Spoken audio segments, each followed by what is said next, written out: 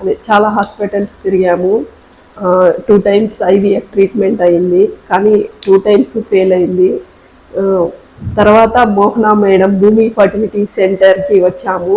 Madam ఒకసారి చేశారు, అప్పుడు కూడా ఫెయిల్ అయింది. కానీ మేడం మాకు చాలా నమ్మకంతో, చాలా నిజాయితీగా ఈసారి సక్సెస్ అవుతుందని చాలా నమ్మకంతో చెప్పారు మేడం.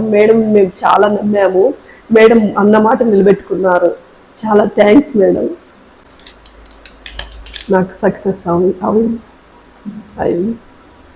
ఇప్పుడు నేను కన్సీవ్ అయ్యాను. చాలా సంతోషంగా ఉంది. మా మ్యారేజ్ అయ్యేసి ఇప్పటికి 9 ఇయర్స్ అయిందనమాట.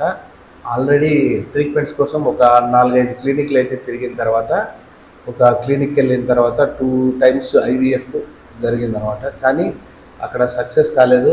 కానీ ఒక 2 ఇయర్స్ గ్యాప్ ఇచ్చేసాము. మళ్ళీ మాకు భూమి ఫర్టిలిటీ గురించి తెలుసుకునేసి మోహన మేడము ఆల్రెడీ వేరే వాళ్ళ ద్వారా నాకు పరిచయం అయిన తర్వాత మేము వచ్చేసి భూమి ఫర్టిలిటీకి వచ్చామన్నమాట. ఫస్ట్ టైం ఆల్రెడీ ఐవీఎఫ్ చేస్తే ఫెయిల్ అయింది, కానీ మమ్మల్ని మోటివేట్ చేసి సెకండ్ టైంకి మళ్ళీ మోటివేట్ చేసింది అనమాట మేడము.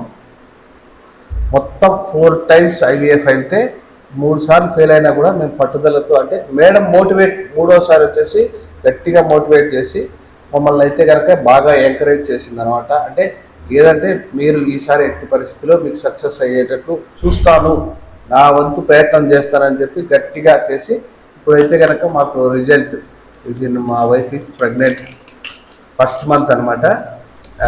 మేమైతే చాలా హ్యాపీగా ఉన్నాను అనమాట. ఏంటంటే ఇప్పుడున్న సమాజంలో ఒక పిల్లలు లేరంటే ఎలా అంటే చూస్తారు, ఆ బాధ నుంచి బయటికి రావడం అనేది కూడా చాలా ఇప్పుడున్న పరిస్థితుల్లో చాలా కష్టం అనమాట. అందుకని చెప్పి మేమైతే మా ఆవిడకు ఓపికకైతే మెచ్చుకోవచ్చు అనమాట. మేడం పైన నేను మ్యాక్సిమం నాది ఎలా హోప్ అంటే మేడం పైనే మొత్తం హోప్ ఇచ్చేసాను అనమాట. ఫ్రీగా ఏది కావాలంటే మేడం మీరు ఏం చేయాలనుకుంటున్నారో అది చేయండి అని చెప్తే, 2వసారి మేడం చేసినప్పుడు మాత్రం సక్సెస్ అయిపోయింది. చాలా హ్యాపీగా ఉన్నాను అనమాట. భూమి ఫర్టిలిటీ ఈజ్ అండ్ బెస్ట్.